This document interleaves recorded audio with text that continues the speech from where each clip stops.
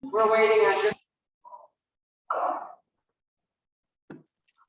Good morning, everyone, and welcome to the Rapid Response Workshop webinar for Watlow. I'm Carmine Burns from the Illinois Department of Commerce, here with our subject matter expert core partners, and we are excited to share available government resources with you all today. We have from the McHenry Workforce Network, a well-informed Natalie Wilson, who will talk about employment and training resources and ways to access them. We also have a very knowledgeable Joe Pearson with the United States Department of Labor speaking to continuing health coverage and retirement benefits information. And finally, we have an experienced Ramiro Cruz with the Illinois Department of Employment and Security to provide information that will help navigate the unemployment insurance process, as well as provide an overview of other resources such as employment and training. These core partners are here today to inform you of resources that are available to you all as displaced employees that have been impacted by a layoff due to no fault of your own. We will try to finish the presentation within an hour and take questions after everyone's presentation. Next slide, please. We are here this afternoon to discuss the benefits and resources available for dislocated workers. These resources and benefits presented during this rapid response workshop are of no cost to the employer and workers, as they have been paid for with tax dollars, with the exception of unemployment insurance, which is funded by the employers. Rapid response workshops are essential to employers and employees, for it provides valuable information to the employees that will assist with regaining employment. Next slide, please. The United States Department of Labor asks that we notify workers affected by a layoff of their tax refunded government resources. What happens is our state government agency receives notice of a pending layoff, which initiates our team to talk about those resources for you at no cost to you, paid for by our federal dollars. You may not need a particular resource we cover here, but we want you to know that they are available. All these resources are funded by your employer or by taxes, again, with no additional cost to you. The federal law that governs workforce benefits is the Workforce Innovation and Opportunity Act, or also known as WIOA. WIOA covers adults, youth, dislocated workers, and spouses of dislocated workers. A dislocated worker is anyone laid off due to no fault of their own. You have a window of eligibility from separation until your next job when you can utilize the WIOA services, including a no-cost training grant. We advise you to take the first step to become a recipient of these wonderful services by attending a WIOA orientation, which in turn will enhance your career opportunities. Next slide, please. Please copy the Illinois WorkNet link in the middle of the slide.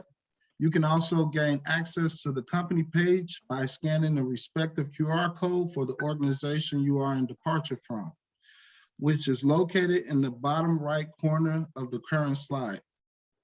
You can scan the QR code by using your smartphone camera. Once scanned, please bookmark the web page into your phone for future access. Your HR department also has the link if you are not able to record this information now. This link and QR code will generate your respective company webpage, where you'll find the meeting handouts and a video of this live workshop recording in case you need to reaffirm available resources. Please take a moment to complete the dislocated worker survey, because it helps budget federal funds we get for our state to support our citizens in similar times. The survey has a box to check if you want to be contacted about WIOA resources and job search training. If you did not have the opportunity to record the information presented in this slide, we will display this slide again towards the end of the workshop. Please be sure to capture the additional important information that has been shared during the workshop as well. That is all for my presentation. I am now going to transition the floor to the next speaker, Natalie Wilson with the McHenry Workforce Network. And again, thank you for your time. Thank you, Carmine. Good morning. My name is Natalie Wilson. I'm a career planner and eligibility specialist with McHenry County Workforce Network, which is an American Job Center. McHenry County Workforce Network has a variety of programs and services for employers and job seekers needing assistance in meeting the challenges of today's job market. We are an affiliate of Illinois WorkNet, which is a consolidated effort to provide a one-stop system for employment-related services in McHenry County and part of nationwide grant-funded system called WIOA. We have a variety of partner agencies that we can make referrals to depending on your needs upon coming to our center. We are located at 500 Russell Court in Woodstock. Our hours are Monday through Friday, 8:30 a.m. to 4 p.m. Our website is mchenrycountyworkforce.com.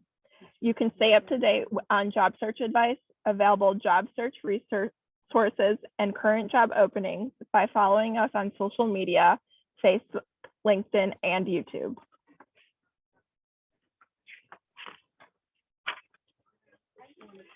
So who do we serve? We serve all residents of McHenry County and those who work in the county. If you live closer to another workforce center located in another county other than McHenry County, you are welcome to receive these services through them. You may find your nearest location to your American Job Center by visiting www.illinoisworknet.com/locations.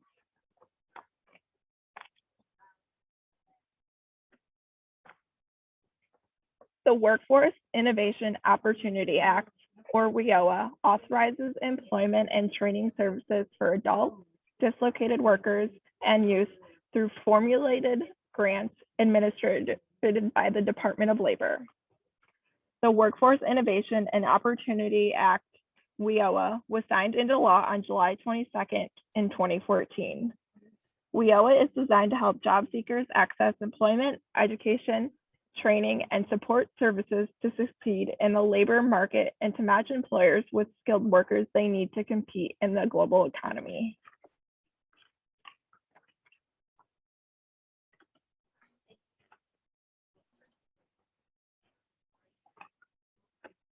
For WIOA, eligible applicants must be authorized to work in the U.S. at least 18 years of age for our adult program, and all males born after December 31st, 1959 must be selective service compliant. Speaking on this rapid response, touching on the dislocated workers, those individuals have been laid off or terminated or received notification of layoff or termination due to a plant closure or mass layoff, or are unemployed through no faults of their own and are eligible or have exhausted their unemployment benefits and are unlikely to return to their previous occupation or industry.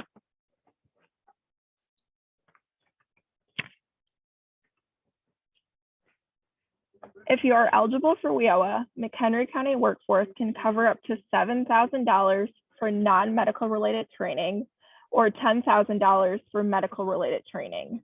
Training can be offered in the form of classroom or work-based learning. McHenry County Workforce Network can only pay for trainings that are in high demand in McHenry County. The link to the high demand occupation list is located on our website on www.mchenrycountyworkforce.com under the icon that says apply for a training grant.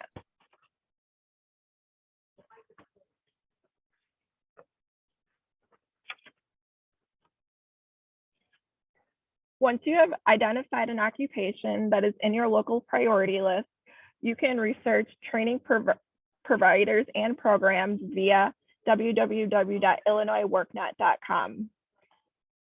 Once you visit illinoisworknet.com, you can click on the menu button, followed by clicking on Training and Credentials as seen on the screen, and then clicking on WIOA Approved Training Program Search. You will be able to search WIOA approved trainings by the SOC code, which is on our priority list, or you can search by the name of the training provider, also known as the school, or the name of the program. We also have a business service team, Tom Faber and Pete Hall. They help local businesses with employee and workforce training programs. We work closely with Tom and Pete regarding potential work-based learning that includes work experience and on-the-job training and apprenticeships. To explain, work experience provides a part-time temporary opportunity with an employer. On-the-job training provides an opportunity to learn and earn while you work for an employer. Apprenticeships consist of on-the-job training plus classroom training. Tom and Pete work with our local businesses in addressing their workforce needs and finding talent and employee training.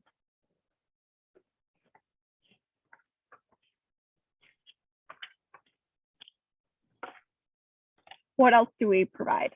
McHenry County Workforce offers free core services that include one-on-one resume assistance, mock interviews, LinkedIn profile assistance, computer classes, and job search workshops.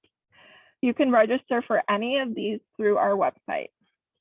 Come and visit our resource room. There you have access to office equipment for job search, such as computers, the internet, copier, phones, and fax machines. Also available are current job listings, labor market information, and reference material. We have staff on hand to assist you in your needs. These are core services and free to receive. No WIOA application or eligibility is needed to receive these.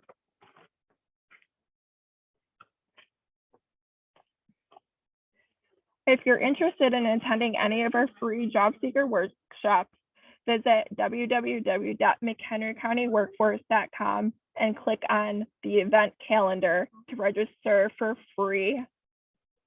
Majority of our workshops are being held virtually. Some are going to be offered hybrid through the months of June and July in person and virtually. If you're interested in applying for the WIOA grant, you can apply online via our website or stop into our office and fill out a paper application.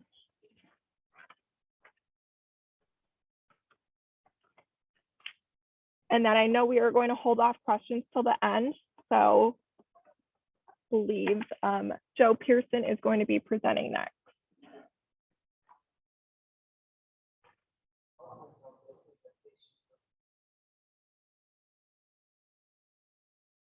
Good morning, everyone. My name is Joe Pearson. I am a benefits advisor with the U.S. Department of Labor Employee Benefits Security Administration. Our agency oversees the Employee Retirement Income Security Act, also known as ERISA. ERISA is the law that governs many of the benefits sponsored by private sector employers, such as health insurance and retirement benefits.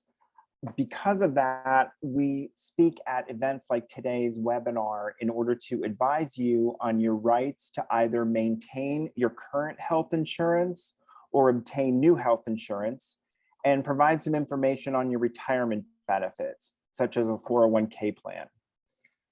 I'm going to first cover health insurance options and go over the three main federal laws that apply to maintaining or obtaining health insurance.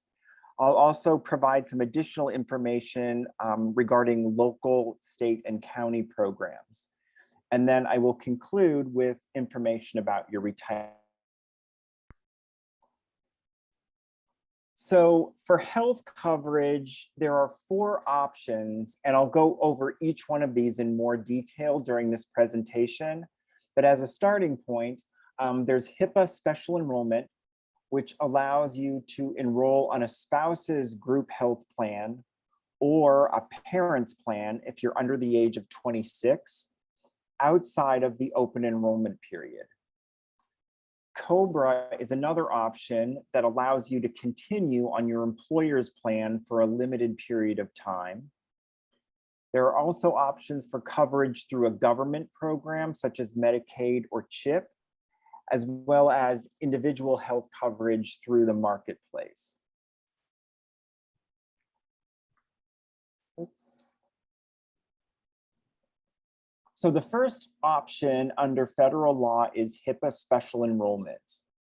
With HIPAA special enrollment, it allows enrollment on a spouse's employer's plan or a parent's plan if you're under age 26 when you lose health coverage based on a job loss or other qualifying event. With HIPAA special enrollment, you don't have to wait for your spouse's employer's open enrollment season. The key to this is that your spouse must request special enrollment from his or her employer within 30 days of losing coverage under your plan. So have your spouse or parent reach out to their human resources department or benefits center to make the request. After the request is made, the coverage is then required to become effective the first day of the following month. It's important to note that under HIPAA, it's not a special enrollment right when your employer stops contributing towards the cost of COBRA based on a severance. So if, for example, an employer offers to pay for a portion of COBRA and then you want to jump on a spouse's plan, have your spouse or parent ask his or her employer whether they will allow this enrollment after the severance period. There's not a legal requirement for them to do that, so it's up to the employer's discretion.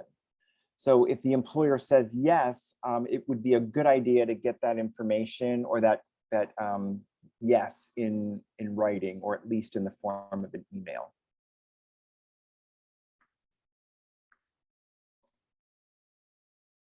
Okay, another option you have under federal law is to continue on your former employer's health insurance through the COBRA laws.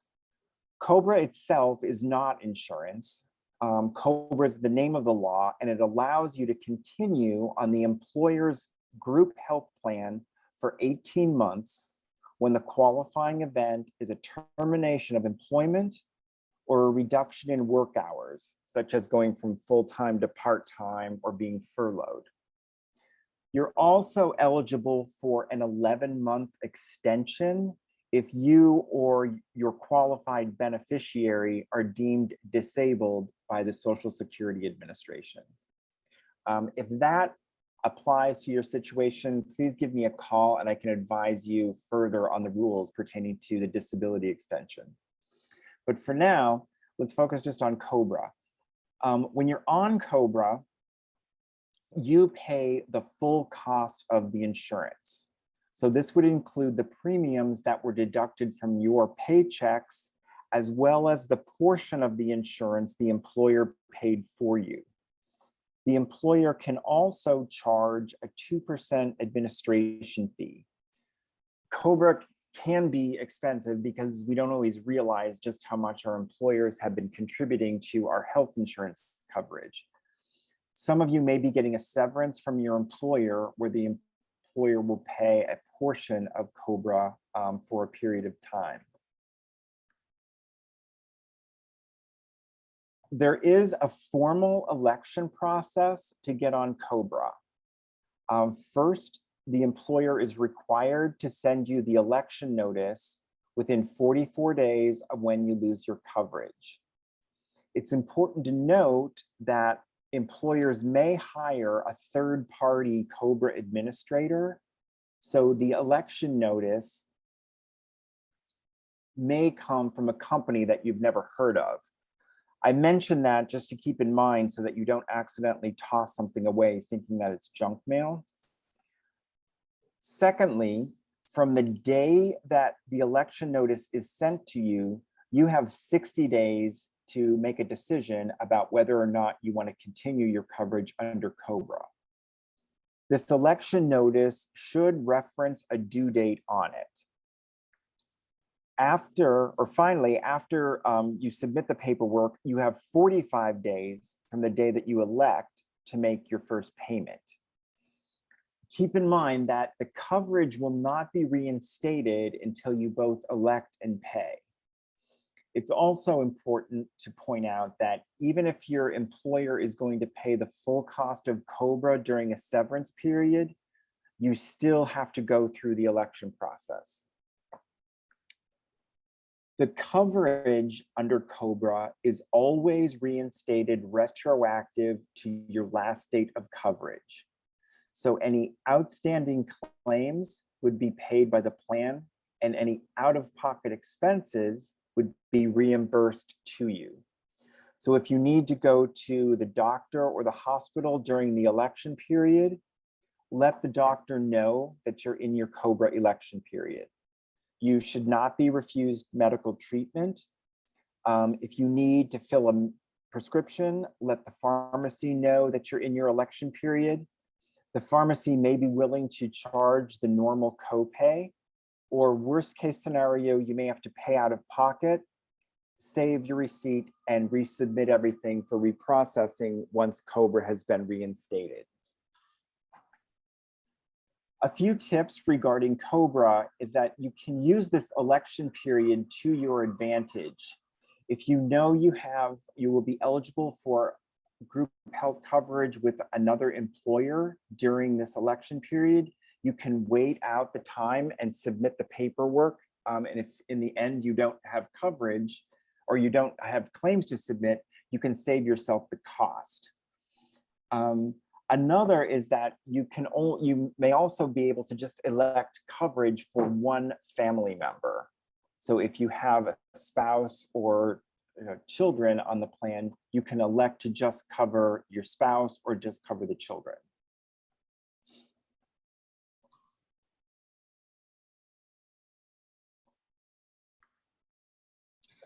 The third option for insurance is through the Affordable Care Act, the health insurance marketplace. The marketplace is a one-stop shop to find and compare private insurance options. You can compare coverage, premiums, deductibles, out-of-pocket expenses before enrolling. And you may also be eligible for a tax credit to lower monthly premiums and out-of-pocket costs. Losing your job-based coverage is an enrollment event, and you can enroll up to 60 days before your insurance ends, all the way to 60 days after your insurance ends. The date of your coverage, or the date that your coverage will start, depends on when you select a plan. It's my understanding that in Illinois, if you enroll in coverage by the 15th of the month, your coverage begins the first of the following month. Unlike under HIPAA special enrollment, many of the state marketplaces allow enrollment when an employer stops paying for COBRA based upon a severance. I believe that Illinois does this, but I don't work for the marketplace. So if you want to elect that option, please make sure to contact them and confirm that they will allow you to do that. The final option that you may have is that you or your family may qualify for free or low-cost coverage through a government program such as Medicaid or CHIP. In the state of Illinois, the marketplace is called Get Covered Illinois. You will automatically be screened for eligibility at healthcare.gov.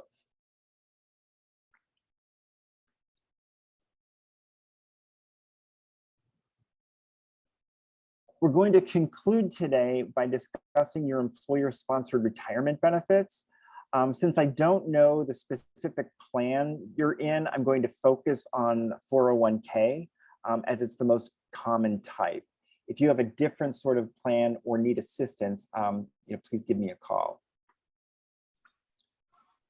So with a 401k, you can leave your account with your former employer. Usually, the only time that you can be forced out of a plan is if your account balance is under $5,000 or the plan is being terminated. If you decide to leave your account with the plan where it is, make sure that the former employer and the financial institution that holds the account has your current address as well as your current email address. So if you log into your online account with a work email, make sure to change it to your personal email address. You should receive information from the plan at least on an annual basis, an account statement that shows you what the value of your account is. Some plans will send out documents electronically. So again, make sure to confirm whether or not you want to receive documents via email or regular mail, and make sure that the email address is updated. In most instances, you can also cash out your 401k account shortly after your employment ends. If you take a distribution, you are subject to an automatic 20% tax withholding. All of the contributions to the 401k are pre-tax. So when you withdraw the money, you have to pay tax on it. So if you have $10,000 in an account, you will get a distribution check for $8,000. You may also be subject to an additional 10% tax penalty if you're under the age of 59 and a half. The IRS does have some exceptions to this penalty. One applies if the distribution is made to a participant after separation from service, if the separation occurred during or after the calendar year in which the participant reached age 55. Also, special distribution provisions due to COVID-19 may still be available under legislation. So consult with your plan or your financial advisor. It's important to note that receiving a distribution may also affect your unemployment benefits for the week in which you receive the distribution. So review that with that as well. Another option is you can roll your 401k account to another employer's plan or to an individual IRA account. If you choose this option, there are no tax consequences. The funds go directly from the current plan to the new plan. I know that's a lot of information to try and absorb. I will put a link to one of the Department of Labor publications that has all of the information that I spoke about during this presentation contained in a PDF. I'll also put my contact number in the chat as well. I would be happy to assist or answer any questions if you need to go through any of this information. You can also reach us at the contact information listed on this slide on our website at askebsa.dol.gov or the toll-free number. And so with that, I will turn it over to the next presenter.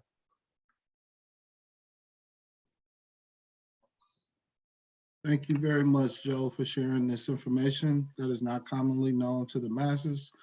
At this time, we would like to transfer the floor to Ramiro Cruz with the Illinois Department of Employment Security. Good morning. I am with the Unemployment Office out of Rockford. Today we're going to discuss how to file and certify for unemployment benefits, and I'm also going to discuss information on Illinois JobLink. But before I start that, I do want to encourage, if anybody is thinking about attending classes, I do want to encourage you to take advantage of the education services provided by McHenry Workforce Network, because if you go to school on your own, you decide you're going to go on your own, it will impact your unemployment, because then it becomes an availability issue. Whereas if you take advantage of the program that Natalie spoke about,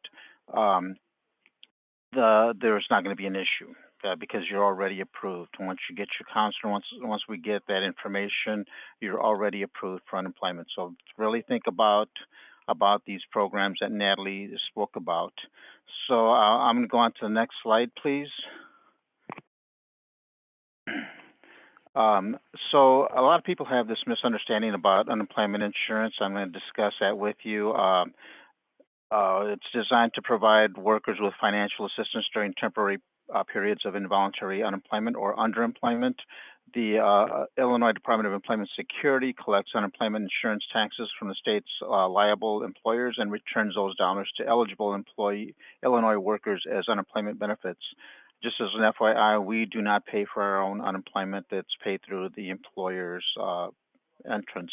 Next slide, please.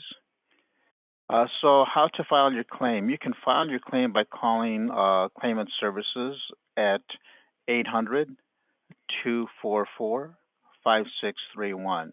The call center hours are from 7:30 a.m. to 6:30 p.m. Monday through Friday. Unfortunately, there are currently high volume of calls due to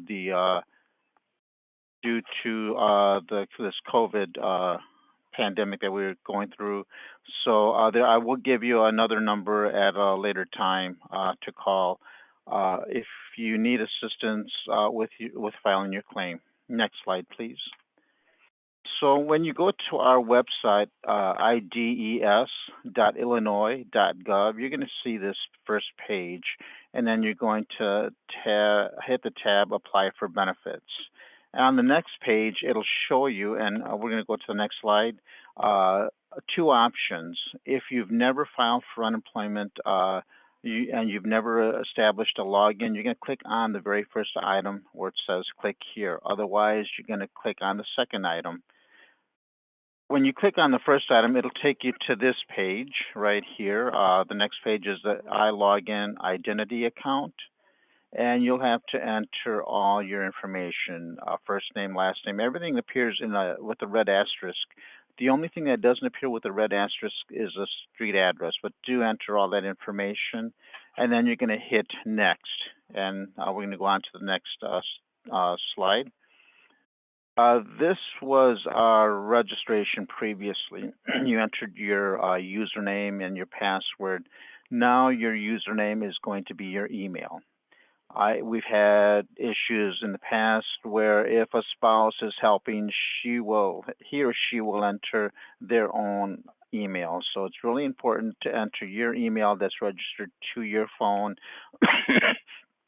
If your phone number has changed, we need to get that information current as well. Otherwise, it will cause problems. So we need all your information updated and correct with your own personal email and your cell phone. And you will be sent validation codes once you've registered, and then you just enter the validation codes, and it will tell you when you have to enter those validation codes. Next slide, please. So eventually you will come to this page where you are going to enter your driver's license number and identification type, whether it's ID or state ID or driver's license, and then your ID number, state ID, driver's license ID number, and then the issuing state. Really important when it comes to the weight, you enter the weight that shows on your ID. That's what validates through our process through the state. Otherwise, if you enter the weight that you think you are, it's not going to validate and it's going to cause you more problems. Next slide, please. Excuse me. Once you have filed your claim, you will receive the claim summary, and it will give you your confirmation number and your claimant ID and your Illinois JobLink username. And on this screen, it shows it's white out because it was for somebody else, but you want to save all this information for later reference. And then the next slide, please. After you filed your claim, within 5 to 7 days, you're going to get what's called the UI findings letter. The findings letter tells you what your benefit amount is, dependent type. If you have a dependent, you can claim a dependent child under 18 as long as nobody else has claimed your child. You can also claim a dependent child over 18 if the child is disabled and unable to work. At that point, you would need to provide medical proof of the child's medical issues that will allow you to register him as a dependent, or your dependent spouse, as long as she has not worked in Illinois. And for each of the dependents, we do need you to provide your Social Security number. Going back to the UI findings letter, as I stated, it will give you your claimant ID, and it will tell you the day and the date that you have to register. Next slide, please. It'll also tell you what when your benefit year starts. Your benefit year runs a course of 12 months. So if you file your claim effective this week, it's good through June 12th of 2023. That doesn't mean that you're eligible for that much in unemployment. You're only allotted 6 months of unemployment. You have 12 months to use it. The letter will also tell you, as I stated, your weekly benefit amount. In Illinois, the weekly benefit amount, I believe, is $584 for the maximum, and then you'll get an additional amount for your dependent spouse, and even more, double that amount for your dependent child, under 18. Next slide, please. To receive benefits, you must certify. You certify every 2 weeks.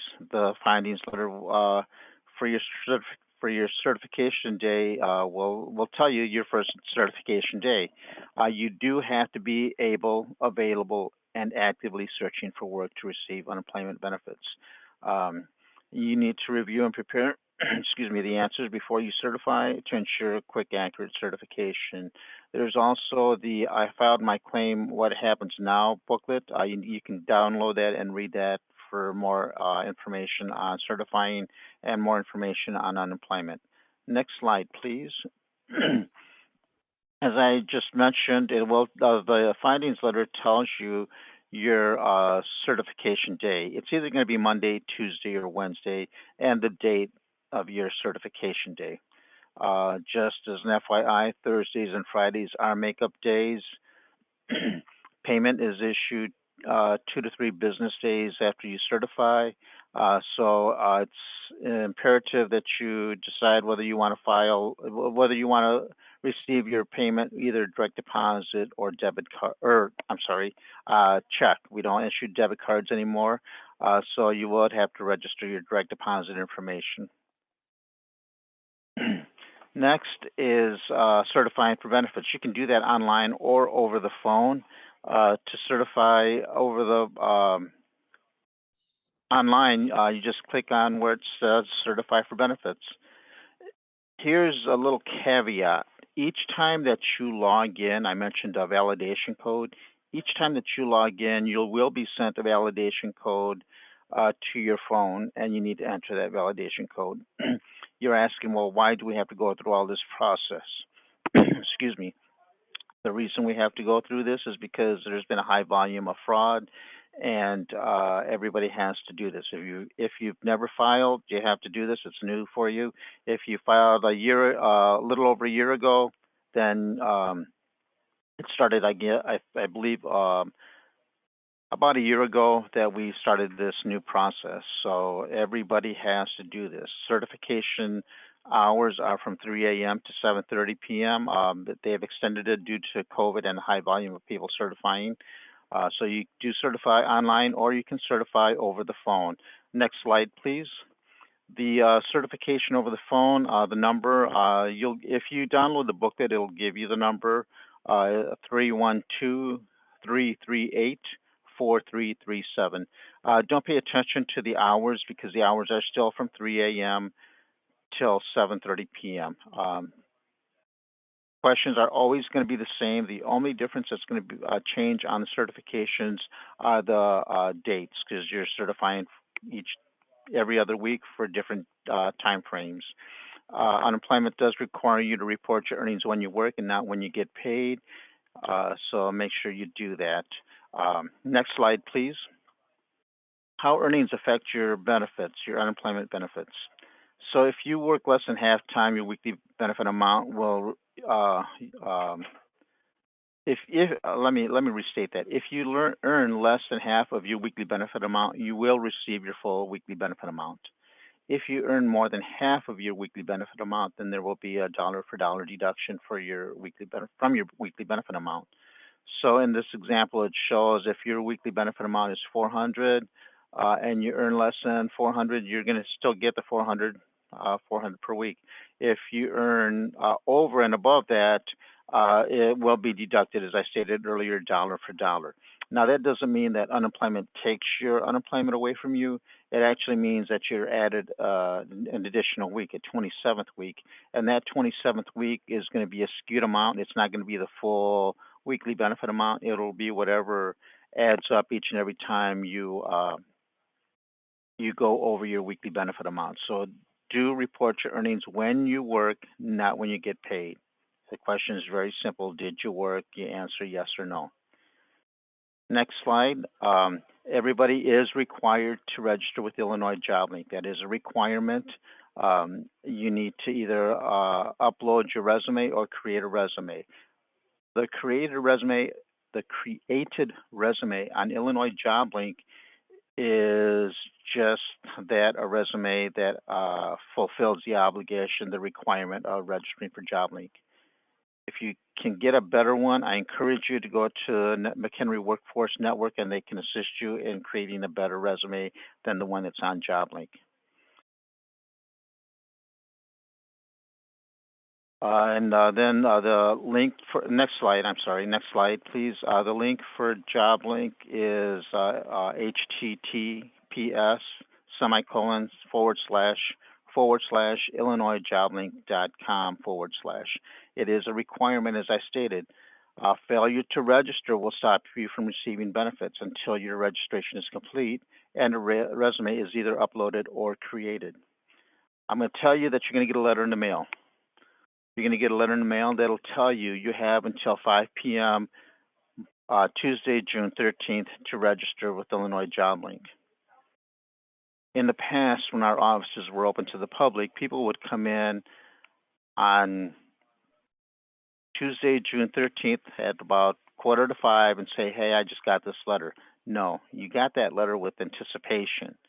So my advice to everyone is to, once you receive your letter, start registering with JobLink. If you have any problems, go to the McHenry Workforce Network or whatever office is closer to you so they can assist you. Okay, so it is if you don't register with Illinois JobLink in a timely fashion, you will lose 2 weeks, as it states in this slide. You will lose it, and then you will have to file an appeal. Okay, so you've already been notified about your obligation, so it's really important that you do that. The application is available on the internet only. Next slide, please. You're going to log in, register, and again, the claim summary will give you your username on JobLink. It's not going to be your email. It's going to be a specific login that you have to use to register with JobLink. And then if you have problems, you can. There's going to be a number where you can call to get your password adjusted. You're going to create a profile. You're going to be the job seeker. So you're going to create a job seeker account, and this is what you need to do to complete your registration. You have to create a profile.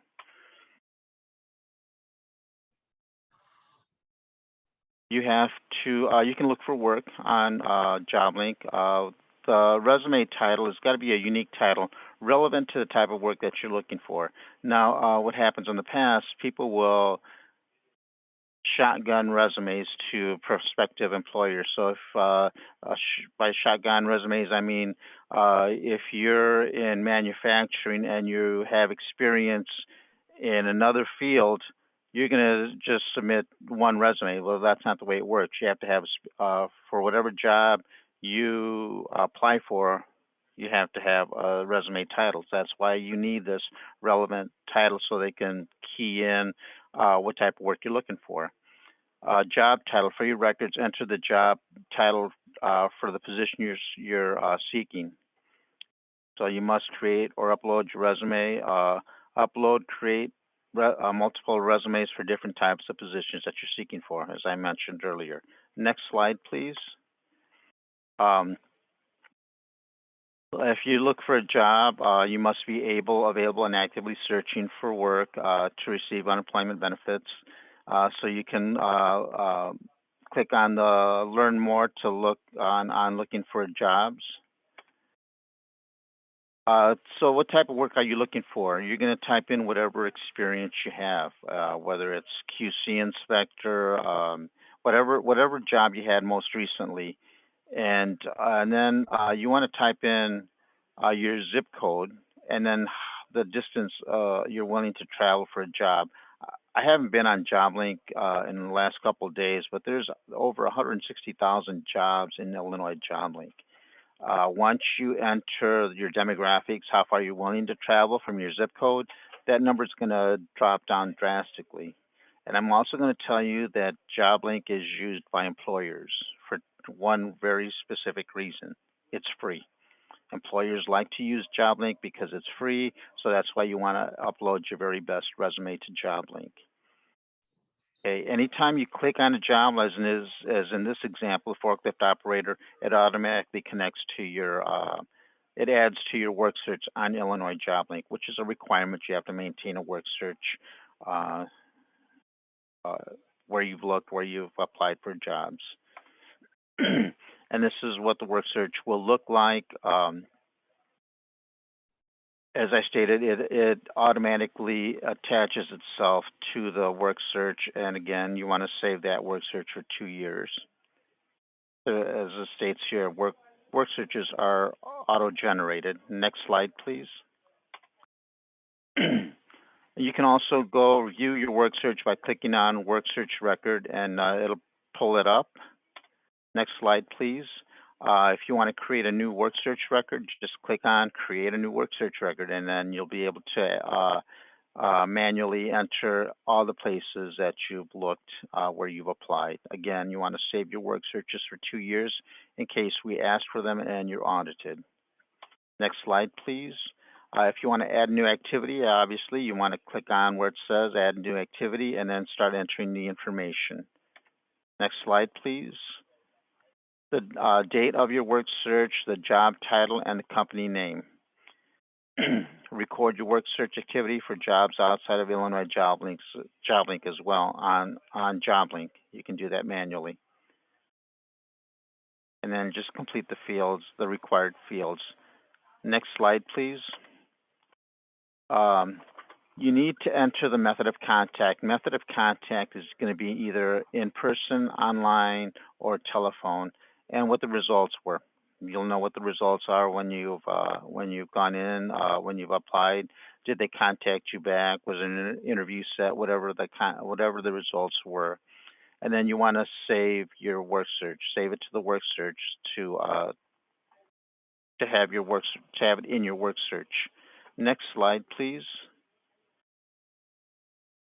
The only way you're going to know that you have completed accurately your registration is you're going to see where it says UI registered, and it's going to show that in green. So you want to make sure that your resume is completed and make sure that it does show UI registered. Again, you can go to McHenry Workforce Network to get some assistance with that. Otherwise, you would have to call to set up an appointment, and I would give you that number. Our unemployment offices are closed to the public. It has to be by appointment, but the Workforce Network, I believe, is still open to the public. Next slide, please. Okay, that's it. That's it of my presentation. I'm going to turn it back over to Natalie. If you have any further questions, we'll be here for the next few minutes. Thank you. Thank you to all of our core partners for providing valuable information to support dislocated workers with transitioning into the workforce during today's workshop. Natalie, if you will, can you please share slide 4 from DCO presentation again? And thank you. Please keep in mind that these resources are recorded and will be available to you on your company webpage. That can be accessed by using the provided link or the QR code displayed on the screen. The current screen has the contact information mentioned during the workshop. Please take a moment to write down the shared information. Again, the resourceful information has also been shared with your HR department if you don't have tools available to record the information provided now. The information shared today will support the process of transitioning back into the workforce and/or upskilling to become more attractive in the job market. I would like to reiterate the importance of completing the survey, accessing the meeting handouts for further review, and utilizing the link to the company public page, which will have a recording available. Again, another simple technological method for accessing and storing the web page would be to scan the display QR code in the bottom right corner using your camera on your smartphone. I suggest that you save or bookmark the page into your phone for storage and easy access. If you do not have a smartphone, please take the time to record the link manually. And normally at this moment, we would open the floor to the employees impacted by the layoff to ask any questions, and our core partners would address any questions as they are the subject matter experts in their respective roles. In this case, most of the expected participants will be viewing the workshop at their leisure by accessing the company webpage. I will provide the link to the employer for future review by the impacted workers at Watlow shortly. If we do not have any questions today, this will conclude the traditional rapid response workshop for Watlow. Thank you all for your time and good luck with your employment endeavors. Enjoy the rest of the day. And just to confirm with Donna, do we have any participants that have any questions that needs to be addressed today? Yeah, is there any questions from the group? I got one. For the training and schooling, you use multiple programs at the same time, even if it's not through IDES, like for instance, the Montgomery GI Bill. Were you able to hear that? I'm sorry, No, can you repeat it? Yeah. Yeah, hold on 1 second.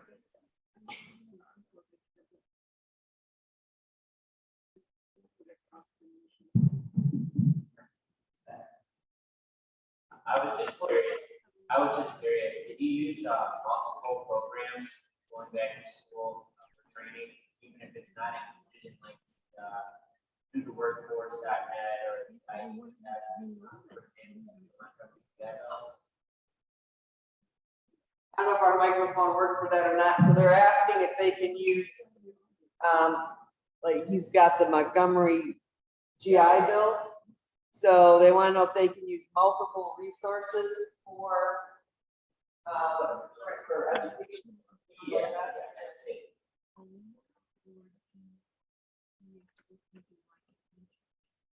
Did you get that? Natalie, did you hear the question? I think he's asking if he could combine resources with the WIOA resources that are available. Okay, can you repeat?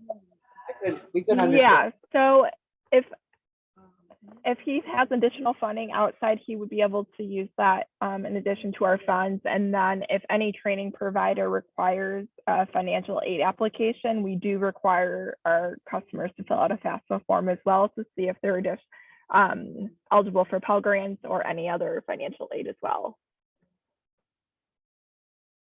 Okay, I may can I send you an email with some of the questions because we're having a hard time. I don't know if it's the echo or what, but we're not catching everything you're saying. So yeah, that's completely fine. okay, this is Natalie, right? I can send it to you. Yeah. Okay, great. So I'll have everybody submit their questions to me and then I'll email you. We can get the answers then.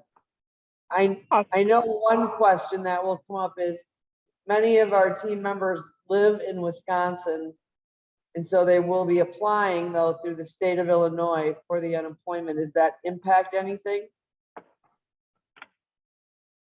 No, because the wages are reported in Illinois. The only thing is if they don't plan on looking for work in Illinois, then they would have to register with Wisconsin's version of JobLink. If they aren't applying for jobs in Illinois, is that what you said? Yes. Yes. But it is a requirement. So if they plan on looking for a job in Wisconsin, they need to apply through Wisconsin unemployment? Correct. Yeah. Yeah. Okay. That's one of the big questions that I get. So, okay. Yeah, Donna, and if you could CC me in, this is Carmine speaking, on the email that you send over to Natalie. If there are any questions that are directed towards unemployment insurance information, I could guide those questions towards the proper source so we can get those questions answered as well as healthcare and coverage. Okay, I'll do that. I'll send you, because it's kind of difficult to hear your responses, so I'll do that. I'll send it and copy you, and then I can distribute the answers to everybody. Okay, sounds good. Okay. All right, I think that's it for now then. All right, thank you all. And this will conclude the traditional rapid response workshop for Watlow. And good luck on your employment endeavors. Have a great day. All right, thank